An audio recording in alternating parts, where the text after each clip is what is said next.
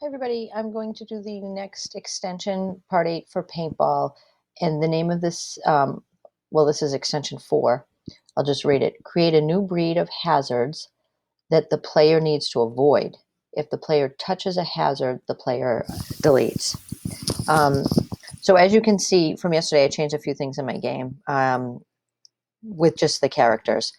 And the other thing I want to show you is how to stamp the background, because I find having fish and a terrain of dark green doesn't really work for me. So I am going to show you how to stamp the ground. Many of you know this, but some may have forgotten. So first thing, I'm going to get a create each do. And that goes at the top, right below the delete everyone. And I am going to create one. I'm just going to use turtle. You can use any agent you want. And as we talked about earlier, if you're a person that likes to be really organized, you can add a breed and call it background.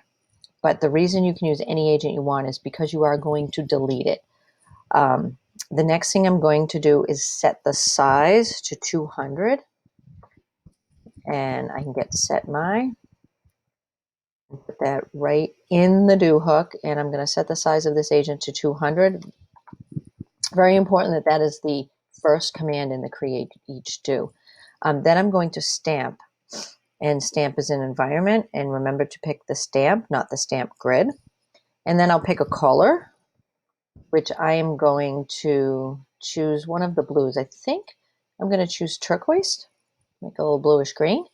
And I have to delete that agent, and that also goes in the do hook because I just need them for a split second to stamp my ground. So this is a code right here, create one turtle, set my size to 200, stamp turquoise and delete. And we're going to try it just to make sure it's correct before we move on.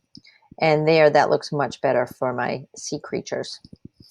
So getting back to the challenge, I need a hazard. So the first thing I need to do is add a breed, and I'm going to call it hazard. So I will rename it and type in hazard. And then I need to create some. I think I'm going to create 2. Now this obviously goes underneath. It can go actually anywhere in your stack underneath the delete everyone. So I'm going to create 2 hazards, and I do want to scatter them. It makes no sense to have them at 0, 0. And actually, if you keep them at 0, 0 and your player is created in the same 0, 0, because I did not scatter my player, your player will delete as soon as the game starts. So I will create 2 hazards, and then I need to get some traits. You want it to look interesting. So I might keep my hazards small, but I want to give my hazards a shape. So I'll take a look at the shapes. I might just keep it as a sphere, and I do want to give it a color. And I might make it hard to see by setting the color of the hazard to turquoise as well. And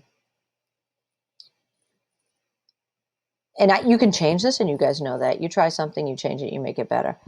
And I do need to scatter them. So I'll hit run code and see if I can even see them, because I want to be able to see them a little bit. Yes, I can see one here and one here. So that's not bad. You can see them, but they don't stick out to make your game a little harder. So now I need to program a collision, and I think I'm going to do it in the player because I want the player to delete. And it's easy just to use the delete there. So I'm going into detection, and I'm going to do on collision with. I am going to choose hazard because my player and hazard, and then I'm just going to put delete. So I need to avoid it. You could change this up a little bit, which we'll get into later, but you could add lives. The player can hit the hazard twice before he deletes.